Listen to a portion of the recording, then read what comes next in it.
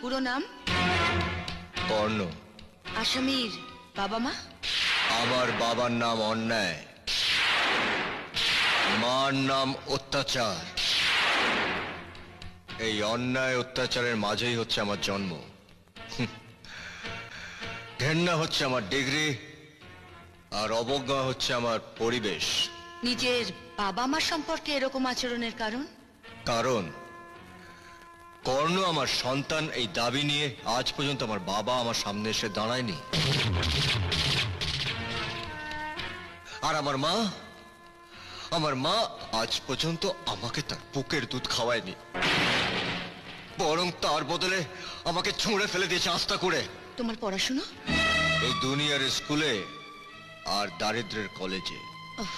কিন্তু এগুলো তো কোনো শিক্ষা প্রতিষ্ঠান নয়। কঠিন বাস্তবের চেয়ে বড় বিদ্যালয় এই পৃথিবীতে আর নেই, জজ সাহেবা।